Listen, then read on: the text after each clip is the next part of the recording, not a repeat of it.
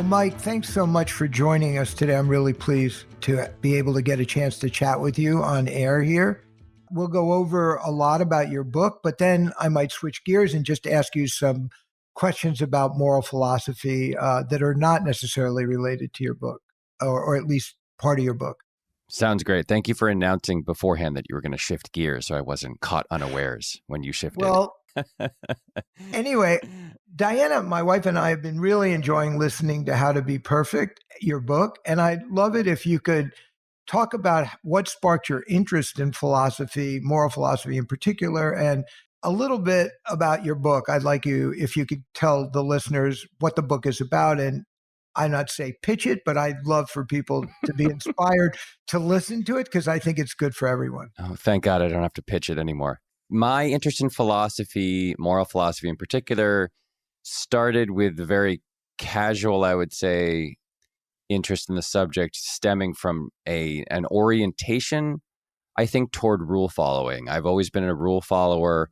I was always concerned with what I was supposed to be doing, what the structure within which I was working, whether that was school or a job or just the rules for gathering in certain places in public. You know, don't stand here, please don't exit through this door. Like that stuff always, for some reason, was very important to me. And I was always concerned with not breaking rules. Virtue had to do with following rules at that stage of your development. In my mind, yes, that's what virtue was, really. It's so interesting because we couldn't be more different. I grew up thinking that I should be breaking rules all the time. I had a science teacher who used to brag that I was the first person he ever kicked out of class when he started teaching. So we definitely start in very different directions. I've often said that my greatest fear in life is that a person in some kind of uniform shows up and points at me and says, "You're not allowed to be here."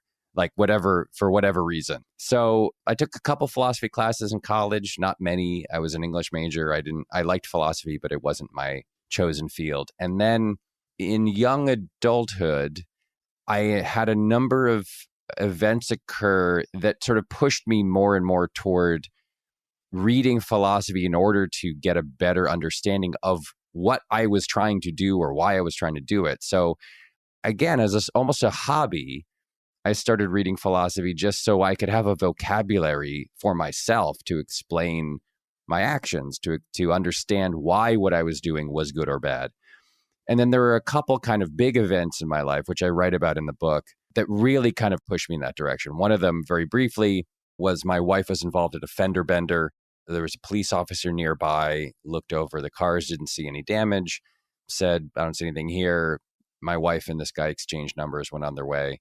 And then we got a claim from the guy for like $836 because he said the whole fender needed to be replaced. I went and looked at the fender and there was an extremely faint line on it. And I got very angry because I thought, this is absurd. This isn't $836 worth of damage. And it happened to be happening during Hurricane Katrina.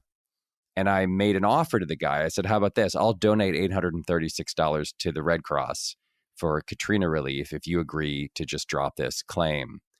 And he said he would think it over. I told all my friends what had happened. I was very riled up.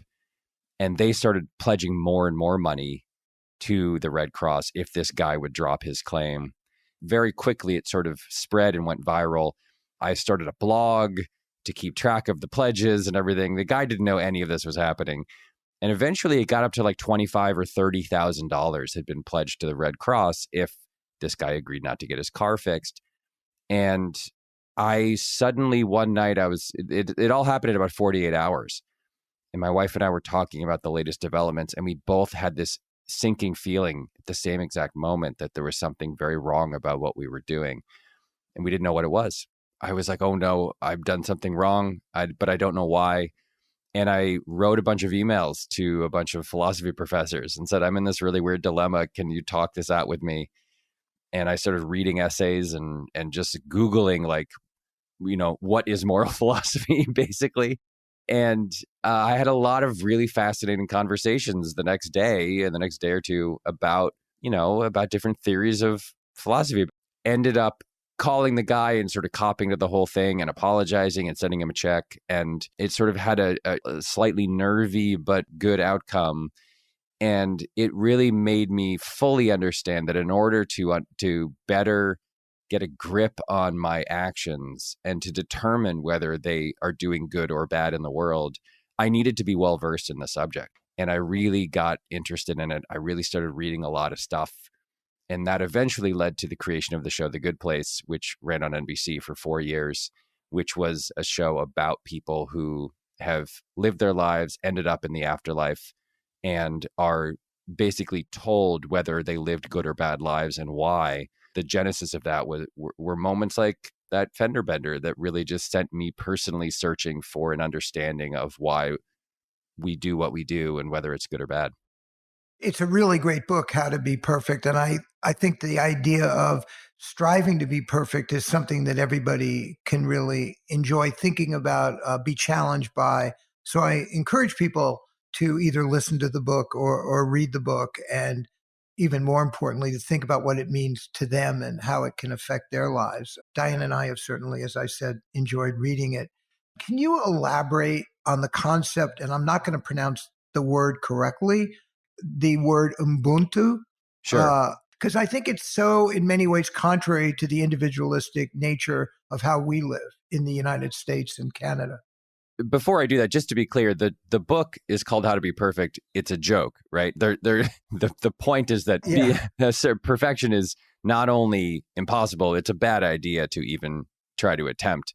It's more about trying to just make better choices instead of worse choices, and the reasons why the things we do might be a little bit better or a little bit worse than the other option. I just wanted to make that clear, that nobody thought that was my biggest fear, that people would actually think I was saying like, no, we should all be perfect. Like, just like you, right? That's right. Yeah. Well, if they look at the cover of the book, they should be able to get the idea Yes. by the fact that the cover gives that away. I hope so. Yeah. And if it Yeah. doesn't, just know that I'm kidding. So Ubuntu, it's a little bit of a philosophy and a little bit of an ethos, I would say, or just a way of being that is sort of native to various countries in Southern Africa. It has different names in different places, but the idea is the same. It's best described, I think, through aphorisms and sort of very simple and straightforward sayings, one of which is, I am because you are, and you are because I am. Another is, a person is a person through other people. It's essentially the idea that our happiness is dependent on the happiness of others and vice versa. So there's an interview you can see online with Nelson Mandela where he's trying to explain it. And what he says is essentially, when a stranger came to town, the people in whatever village he was visiting or she was visiting would get him or her food and a place to sleep and treat him or her exactly the way that they would treat their brother, sister, mother, father, son, daughter, anybody.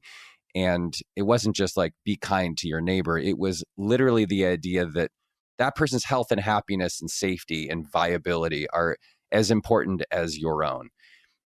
What struck me about it was, it appears to me to be the exact inverse or maybe converse of what you would think of as the origins of Western or European philosophy, because all of Western thought essentially in the modern era begins with the famous I think therefore I am, right? That's a sort of fundamental idea of Western philosophy. So just think for a second about the differences between I think therefore I am and a person is a person through other people.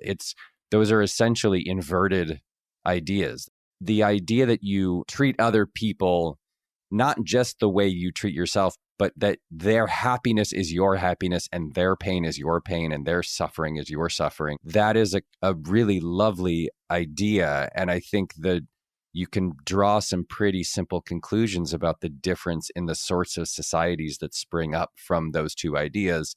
If you subscribe to the idea that a person is a person through other people, suddenly suffering in any part of the world becomes your suffering as well. You feel the same pain that someone on the other side of the world feels, whether that's a person in Ukraine whose school was just bombed, or a person in Malawi who is suffering from, having unclean water to drink, or a person 2 towns over who got hit by a tornado. You can no longer, if you subscribe to this ethos, ignore their pain and suffering or pretend it doesn't exist. Most of the book is focused on folks like Aristotle and Kant and John Stuart Mill and Peter Singer, for that matter. But I really wanted to write about Ubuntu because it's not a commonly known thing here in America. And it seems in some ways to be an antidote for the sorts of, selfish behaviors or individualistic behaviors. We have a deep-seated belief in America and in other parts of the Western world that individualism is to be heralded and celebrated, and that an individual's freedom, liberty, consciousness, whatever, is paramount or primary in terms of in the hierarchical list of things that matter. And there is certainly good that comes from that. There are things like innovation and invention and freedom that comes from prizing the individual above all else. There's also bad that comes from it, right? There's selfishness and arrogance and callousness that comes from celebrating the individual at the expense of the community. And Ubuntu really seems like the antidote to a lot of those ills. I love the concept, I guess, in terms of my own striving to be perfect. And I'm so far away in every area where I have goals. But Ubuntu would be a way of me thinking about one of the things that I'm really striving for, having grown up in this individualistic society. And it's certainly a concept that is very relevant for what we're trying to do at The Life You Can Save, the organization that I co-founded with Peter Singer, where we're trying to get people to understand that all lives are of equal value and that their happiness can be extended through the happiness of other people, even when they're really far away. And interestingly enough, our deputy director, Stacey Black, lives in Cape Town, South Africa. And although she's a white South African, not a black South African, to me, she exemplifies being very far along towards living this philosophy in the way she lives her own life. So I think we need to try to emphasize this idea, maybe even feature it more, and extend this concept to people as they strive in their own way to be better people. So I really appreciate you bringing it to the fore. I'm going to switch gears for a second and ask you something about your own personal opinion, recognizing these are just your opinions. But I wanted to ask you what you think at this stage the 3 most pressing problems are in the world today. Oh my God. I didn't warn you I was going to ask you that. You told me you're going to switch gears. You didn't say you're going to switch gears to a question that's impossible to answer. Well, let's see. Right now, here, December 21st, 2022, I think the biggest problem in America and perhaps some other Western countries, there's an almost fetishistic belief that an individual's liberty is paramount. And you saw that certainly during the pandemic, where I believe for the first time in human history, every single human being on Earth was suffering from the same problem, right? I don't think that's ever happened before. Even like World War II, their entire globe is swept up in this conflict. There are still pockets of the world that are not unaffected by it, but it's not the most impressing matter for them, right? The heating of the planet is also one of those things, but that's happening very slowly and has been happening very slowly for 100+ years. The pandemic was, oh my God, everyone in the world could get this disease and we all have the same problem. And that means we all have certain responsibilities and certain actions that we can take or not take. And what happened in America, as I'm sure you'll remember, is a decent chunk of the country rebelled against the idea that they had to do anything, right? There were people who said, I'm not wearing a mask. I'm not going to stand 6 feet away from anybody else. I'm not going to get this vaccine. And the reasoning, in large part, was, I don't want to. I don't want to. That's an impingement upon my liberty and my freedom. A friend of mine had made a great comment about COVID, which was, it's essentially a black light, right? It's like we turned off the lights on the world and we shined a black light across the globe. And it simply revealed problems that were already there that we maybe couldn't see very clearly. But once that black light hits, then you see all of the weird stains on the on the couches and the chairs and the floors and the walls and all the dirt and grime and the grit that was invisible before COVID hit. And I think the single biggest thing it revealed was this is a real problem. This fetishistic belief and a sort of blind, unthinking application of this belief to all matters was just a rot. It was a rot at the core of our society because what was being asked of us was fairly small, right? It was buy a $2 mask and wear it around so that you don't kill someone's grandmother. That's not a big ask. That is a very small ask in a moment of crisis that affects everybody on the globe at the same time. It's hard to think of something that's bigger than that because that suggests that every time we encounter a global problem or a national problem or a statewide problem or anything like that, we're going to face this same kind of resistance from folks who simply believe that nothing ranks above individual liberty on the scale of importance. You also, once you sort of identify that, I think you can move to the second biggest problem, which also affects everybody, which is climate change. There is no country or no person in the world who will be unaffected by climate change over the next 100 years. There are island nations that will not exist fairly soon because the water will just rise and sweep over them. It's already happening. You know, people are frantically trying to build seawalls and trying to figure out ways to keep the water out of their houses and their cities. I don't know whether it will work or not, but the point is it never should have gotten to this point. And the reason that it has gotten to this point, in large part, is the third biggest problem, which is that money and power and influence is weighted very inappropriately and unfairly in the world, really in the Western world, significantly in the Western world, but all over, to the point where decisions that are made by governments are not being made as they should be in the best interests of the people who live in those nations, but rather are being made simply to benefit those who are wealthy and have power and influence. And this is hardly a revelation. This is something people have been talking about for a very long time.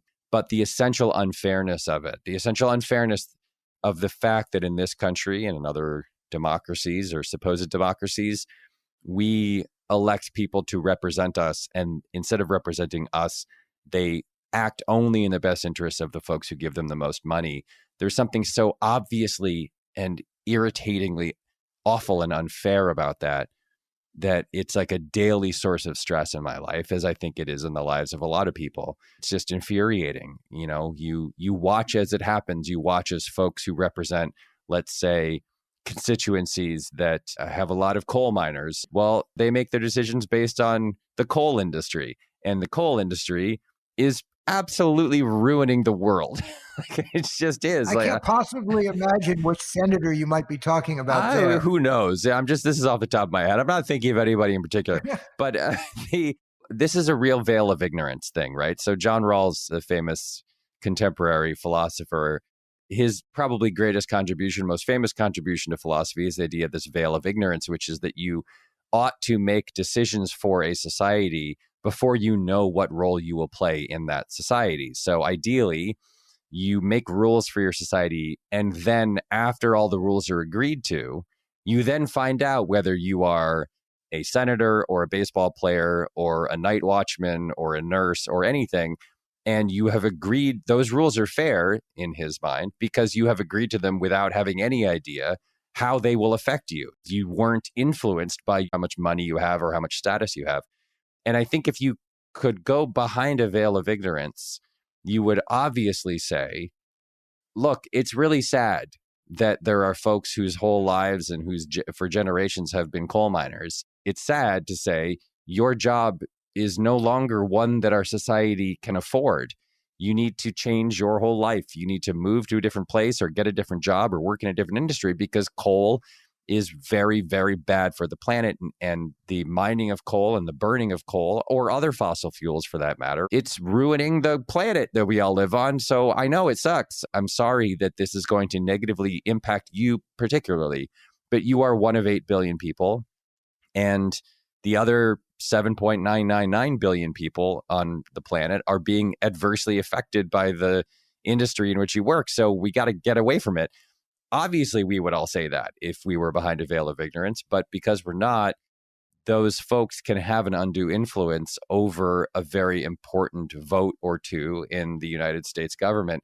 On a day-to-day basis, maybe the biggest problem is that there is not an actual functioning government that seeks only to represent the best interests of the people that they serve, but rather seeks to benefit those who have money, power, status, influence, that sort of thing.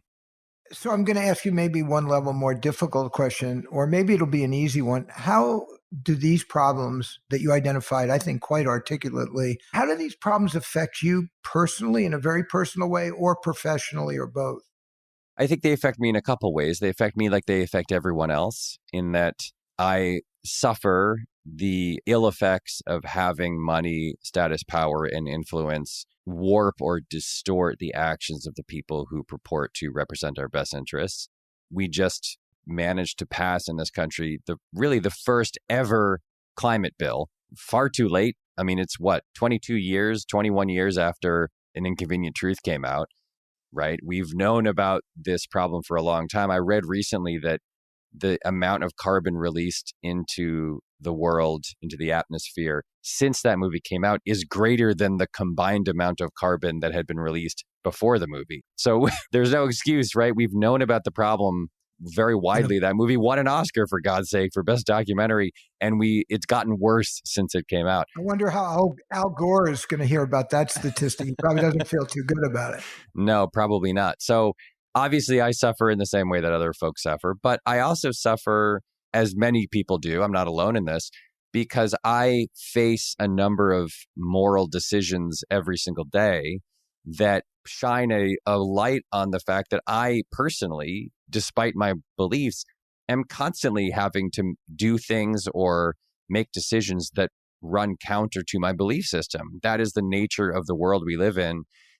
You can't escape betraying your own ideals, for the simple reason that in the world is so interconnected, the systems that are in place are so complicated that every time you buy a pair of shoes or you drive a car or you do anything, you are doing something, if you think about this stuff, that you would argue you shouldn't be doing. And it's impossible to get away from that.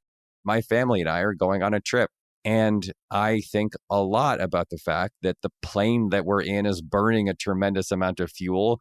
Airplanes are a huge contributor to global warming and climate change. And I'm complicit because everyone is complicit. There are no perfect lives. There are no ways in the modern world really to avoid being a contributor to a problem, whatever that problem is. This is really the essence of the book. The question then becomes, how might I make slightly better choices than the ones I was going to make? You can't think of it as, are there perfect choices or imperfect choices? You can't even really think, are there good choices or bad choices? You can only think, are there better choices or worse choices? And how might I make a better decision, or how might I be slightly better today than I was yesterday? And that's the best we can do, to be aware of all of the problems that affect folks, not only ourselves, but everybody. And then to think on a day-to-day basis, on a moment-to-moment basis, is there something I can do that's slightly better than what I was about to do, that doesn't cause me too much pain or suffering or agony or money or time or anything else? And then you try to make those choices instead. And I think those sorts of incremental changes for the better in all of our actions are what we should all be striving for. How do you think having that mindset of trying to do better and being aware of these problems that you outlined I'm using the word should, affect people's giving or their charitable donations? But is there something about the way you describe the problems in the world that could have an impact on people's philanthropy, which is obviously something we're very interested in The Life You Can Save, and that Peter and I have been working on?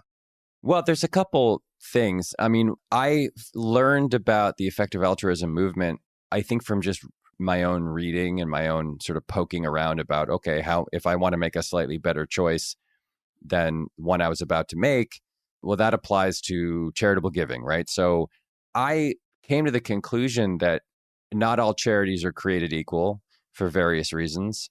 One of them being we're all a little bit, I think, or have been in the past, unclear about what exactly happens to the money that we give, right? You give $1,000 to an organization that's searching for a cure for cancer. Well, you vaguely understand that that money is going to pay for the salaries of research scientists or equipment in a lab or something, but we still haven't cured cancer, right? So you're sort of like, what exactly happens to that money? And is one organization that's trying to cure cancer better than another, and why? And is curing cancer more important than curing Alzheimer's or ALS or any other disease? Are we closer or further away? Does one of these places need the money more than another place? Hurricane relief. Okay, I'm seeing images of a hurricane destroying a city and I want to do something. Well, what do? I'll give money to the Red Cross.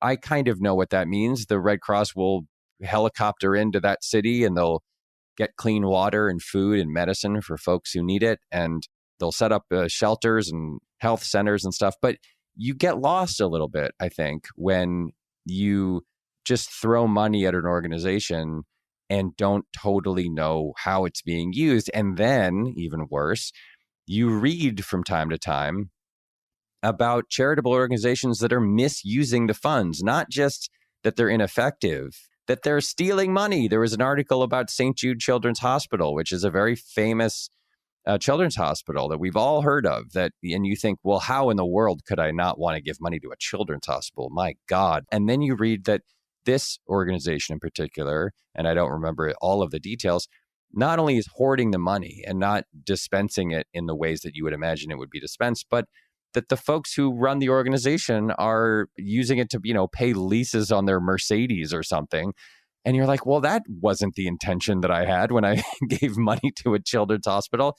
So donating money to a charity can go very quickly from this is the best thing I can do right now to, oh no, I've just paid for the lease on a Mercedes for the executive director of some organization. Well, now there are so many problems with that. Number one is obviously it's not going where you thought it was going. It's not being used for what you thought it was being used, but also you're complicit at some level in the diversion from a resource that could be used for a lot of good to something that is just a horrible crime. Like you're a criminal.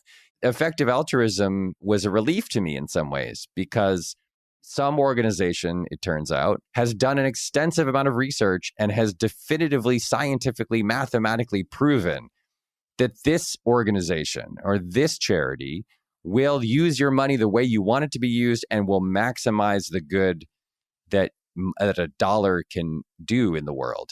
And that is a huge relief to learn about that if you're a person who cares about such things. The security of knowing to the greatest degree possible that when you're giving money to a certain charity, that money is not only being used for what you want it to be used for, but also is maximizing the value of the money you're donating.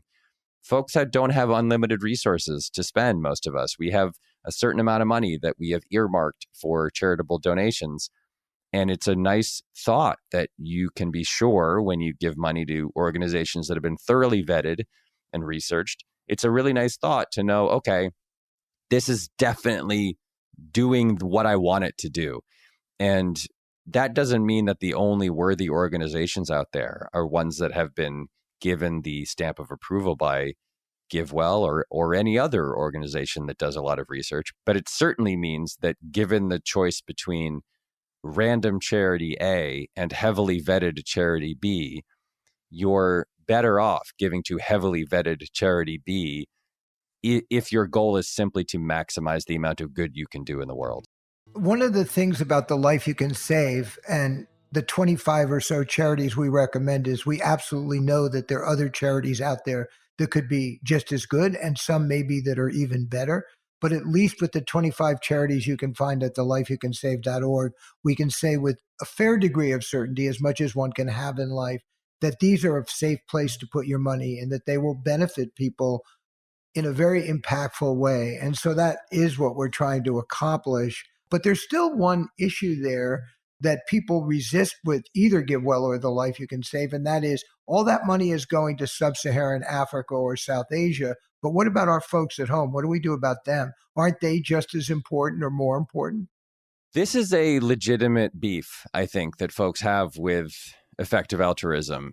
I think of it as the library dilemma. That's my own name for it in my head. So I love libraries. I've always loved libraries. My vice is that I collect books and I spend money on books. But I, every year, donate to the Los Angeles Public Library System. And if you are being a strict, effective altruist, you would say, don't do that. Libraries are fine. They're funded publicly and they don't have any life-saving utility, right? They're not, the majority of cases, no one's life is being saved by a library. And so if you have $100 to give, don't give it to a library or a symphony orchestra or an art museum. Give money to an organization that deworms a river in Malawi and can actually save a human life. The part of the movement that I run into conflict with, and it's not a serious conflict, but it is a conflict, is that there are places and organizations and groups all throughout the world that people have personal connections to. My daughter plays the clarinet, and she has really fallen in love with the clarinet. And every year I do this thing where both of my kids, I say, you have $100 to give to a charity. What kind of charity do you want to give it to? And I let them choose. And usually in the past, my daughter has chosen an animal-related charity because she loves animals. My son has generally chosen a sort of social, like a Black Lives Matter type group that seeks social justice. And this year, I believe, I haven't asked her yet, but I believe my daughter is going to choose some kind of orchestra because she's fallen in love with the clarinet. And I want only to encourage in her and in my son the idea that giving money to other people is important, and that if she loves the clarinet and wants to give money to an orchestra, I am not going to lecture her on how her money would go further if she would give it to an organization that deworms rivers in Malawi, for many reasons. But one of them that I think is important is there are real benefits to me in simply connecting emotionally and spiritually with organizations that create art and opportunities for folks to borrow books for free and all sorts of different things that are not life or death matters. So it's not just, shouldn't we care about folks from closer to home? Of course we should. We should care exactly the same about the lives of people in the next town over as we should about people in sub-Saharan Africa. All of these people are equally important. Now, you also have to do calculations about, well, what about access to resources, right? If folks in the next town over have access to far more governmental and NGO resources than people in sub-Saharan Africa, well, that maybe changes your calculation of where your money ought to be spent. But I don't think there's anything wrong either with saying, this is something that's really, really important to me. It's part of my life. It's part of my own sense of integrity, my wholeness, my worldview, my ethos, whatever. And so I want to also give money to them. I don't think that's wrong, and I don't think it should be discouraged. I think that the work that The Life You Can Save does, that Peter Singer does, is equally important, because he's saying, essentially, that's okay as long as you are also thinking about all of those people in places that you don't have a personal, immediate connection to, that isn't a symphony orchestra that needs a new clarinet player or a pet adoption center in the next town over or whatever. You can't ignore folks in sub-Saharan Africa and only focus on the people the next town over. You have to think about the whole world holistically. That beef, which is very frequently expressed, is one that I identify with. I have sympathy for that worldview and that outlook. And I don't think we ought to discourage folks from making donations to organizations they are personally connected to. When I was concerned with people in New Orleans after Hurricane Katrina, which led me down the wrong path in that instance, but I'm not sympathetic to the argument that you ought to say, okay, it's really bad that Hurricane Katrina hit New Orleans and those people are suffering, but your money could go further if you donated it to an organization in sub-Saharan Africa, your money might go 10% further in terms of saving people's lives or doing good in the world. So don't help the people who suffered from Hurricane Katrina. That's where I get a little bit waylaid when it comes to the effective altruism movement, for the simple reason that moment to moment, day to day, circumstances change, lives change, people's outlooks change, and it might be of primary importance in that moment to say, no, I'm sending my money to New Orleans. And in my case, I had a very good friend who lived in New Orleans and whose father had just passed away. And the funeral had been like 2 days before the hurricane, and they had to hustle and move everything up and flee the city because they had to get out of the path of the hurricane. So my emotional connection in that moment to the city of New Orleans and to folks who were suffering there was of primary importance to me. And I would not have been open to the argument that I shouldn't donate there because there were people who were suffering more greatly in some other part of the world. Again, this is not right or wrong, good or bad. It's better or worse. And there's a lot of factors that go into making those decisions. Some of them are scientific and mathematical, and those are very important. And that's why organizations like The Life You Can Save have done such good work, is because they've brought science and math into the equation and said, like, this is a guarantee. This is as close to a guarantee as you can get that your money is doing what you want it to do. But there are other issues here. There are emotional issues. There are issues of wholeness, of integrity in terms of an individual's life. And those can't be ignored either, in my opinion. One of the things that we think about at The Life You Can Save is that currently, of the massive amounts of money that Americans give in a very generous way, the most philanthropic nation in the world, 94% of those donations are going here to the United States, and only 6% are going overseas. So the way I see it, and I think the way the messaging should be, is that there's got to be some sort of balancing going on that isn't currently going on. And we've also done a really terrible job of finding a way to give people that warm glow that they get from helping a friend in New Orleans, or returning their shopping cart at the store when they say to themselves, boy, I feel a little bit better because I'm the kind of person who returns their shopping cart. What we've done a terrible job with in our movement of philanthropy is helping people feel that same warm glow when they save a kid's life from diarrhea or they help buy a malaria net. It's too distant. And I think if they're ever going to reverse this, 94% of money goes to the United States and only 6% goes overseas. We have to do a much better job of having people like yourself, Mike, tell stories that can really get people to feel that same sense of warmth. And it's very difficult to do. Yeah, I don't honestly know how to do it. I think it's a very difficult ask to try to make people get that hit of self-esteem and of a positive, endorphin flow when they send money to a place they will likely never visit, never see, never get a handle on what it actually looks like. It's a very abstract idea to donate money to an organization in sub-Saharan Africa that buys mosquito nets, that prohibits mosquitoes from biting people and giving them malaria and killing them because they don't have access to vaccines or malaria medicine. So I wish I had a solution, because I do think that if you live in America and a tornado or a hurricane or a flood hits a part of America and you see the images on your nightly news and you say, I want to do something to help, and you go online and you send $100 to the Red Cross, you do get that feeling of like, okay, I did something. Like the sort of impotence that we all feel in moments like that is curable by donating money. When you're staring at it and you say to yourself, I've been to New Orleans, I've walked down that street, or a street in Miami, Florida, that is suffering from rising seawater. And you think, I want to help stop this. I want to stop global warming and climate change.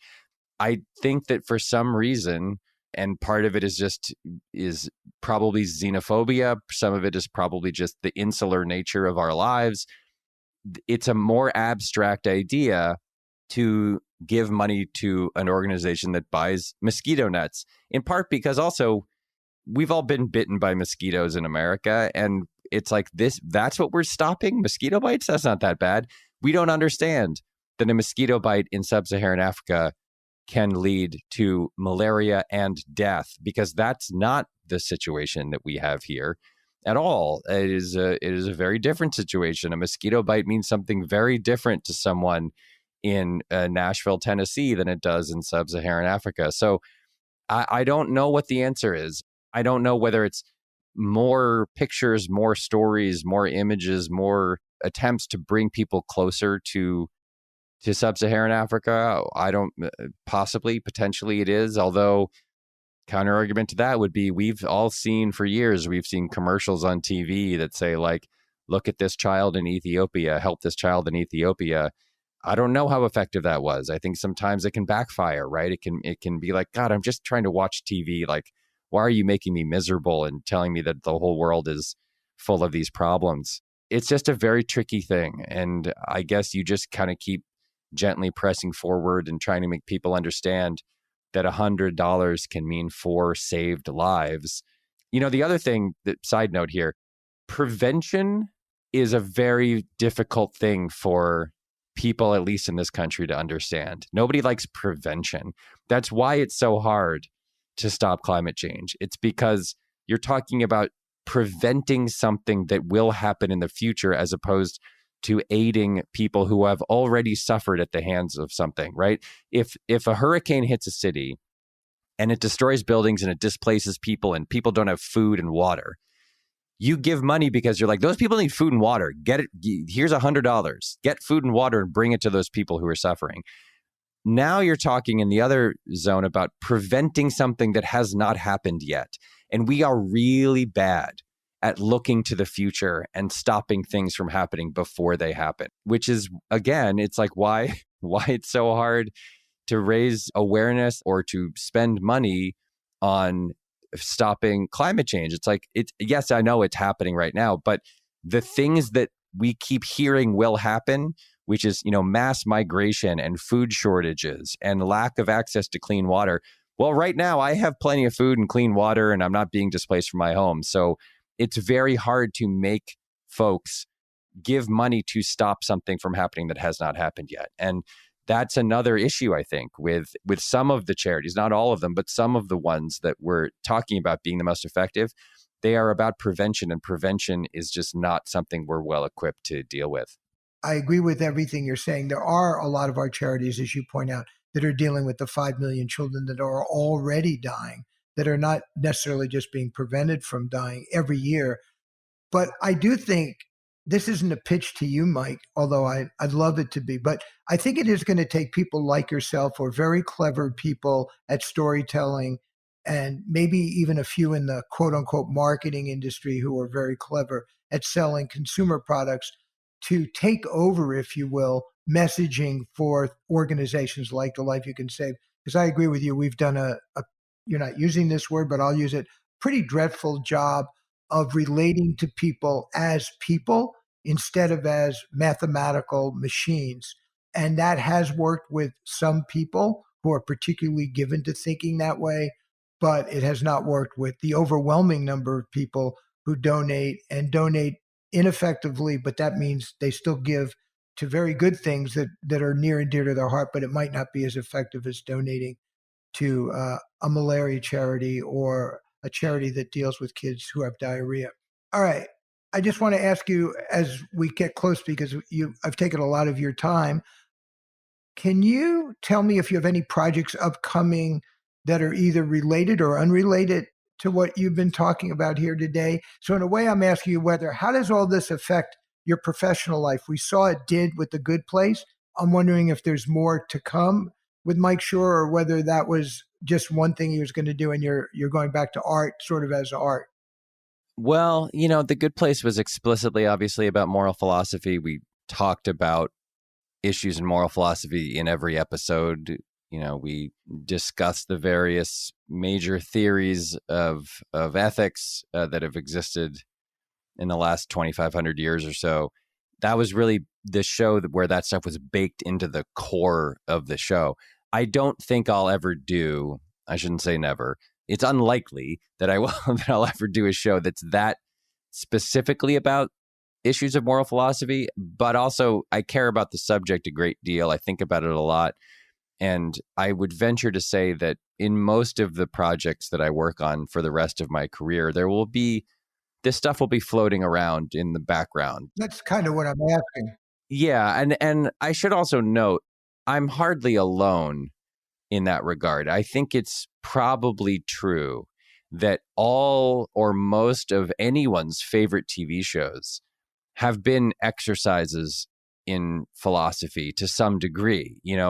Pick any show that you love over the last 20 years, Breaking Bad or The Sopranos or Mad Men.